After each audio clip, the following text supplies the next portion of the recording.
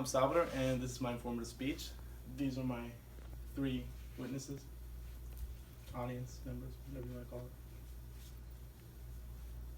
it. All right, so we got three people, and let's just jump right into it. All right, so since we're all in college, I think it's safe to assume we all have to do a persuasive speech at least one point, or at least I know people in my class, we have to do a speech in 2 weeks. Depending on your department or your major or job and career interests, we're gonna have to do a persuasive speech at least one point in our lives.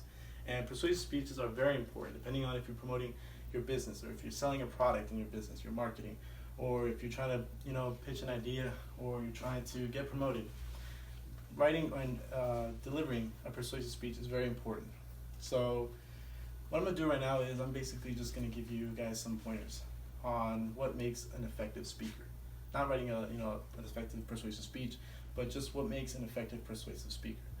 So one of the first things you want to make sure you cover is establishing credibility between you and the audience. One of the ways we establish credibility is through confidence. If you've ever been to the doctor's office and you're gonna, if you ever had to undergo surgery, if your doctor is acting nervous, if your doctor is fidgeting, if he's sweating, if he's if he's acting nervous, essentially speaking, you're gonna judge his credibility, right?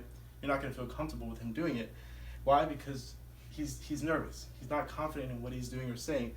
So confidence is competence in a way. If you have confidence, then if you look and sound like you know what you're saying, then chances are people are gonna assume you do. So competence reinforces your credibility.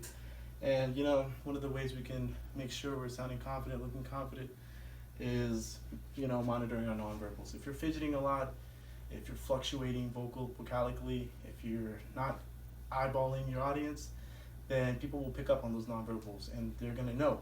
So just make sure you know what you're talking about. First off, you want to be arrogant, but also be comfortable. Be comfortable in your own skin. Another way we can do this is establishing authenticity. Self-disclosure is one of the ways we can do this because self-disclosure is the foundation for trust. If you have trust between your audience and yourself, then you make it more personal. And if you make it more personal, you become more personable. It reduces uncertainty, reduces the skepticism that exists between the audience and yourself. Self-disclosure opens yourself up to the judgment of others. However, if you self-disclose strategically, then you control the perception other people have of yourself.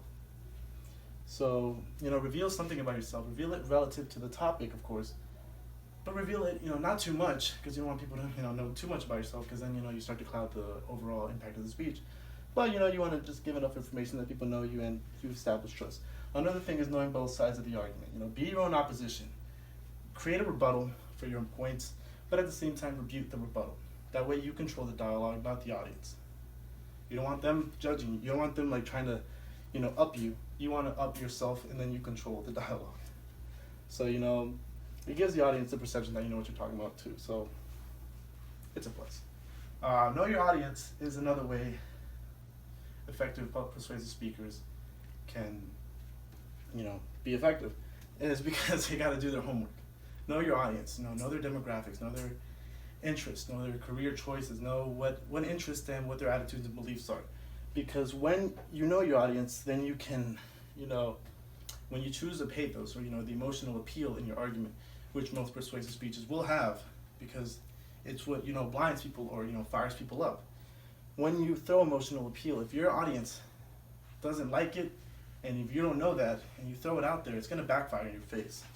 Like let's say you're trying to rile up on vegan, promoting being a vegetarian. If you're pitching that in front of a bunch of farmers, animal farmers, and you don't know that, they're not gonna like it for two reasons, because that's their business, and they might like meat a lot. So it's just not gonna go through. Also, if you try to go too hard on emotions, too graphic pictures and stuff like that, a lot of people, if they have sensitive stomachs, they're gonna get turned off, and your messages are gonna go across. So you want to make sure that you know what your audience is willing to accept and what they're willing to tolerate. All right, another thing you want to do is relate to the audience. You don't want to speak off manuscript.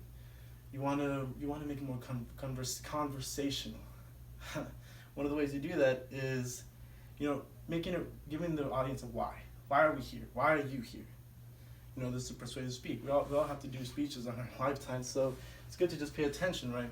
Another way is if you control the way your speech is delivered to the audience, they feel like that is going towards them, then it'll resonate better. And if you're redundant and you keep trying to bring them into them, giving them a why you're talking, then it gives them a reason to pay attention. So basically, these are just some pointers, to keep in mind when preparing your next persuasive speech. When you write a speech, these are just some of the things that you want to not neglect. Aristotle writes in the Book of Rhetoric that there is an art to persuasion. These tools are your brush. The stage is your canvas. So go out and be artists.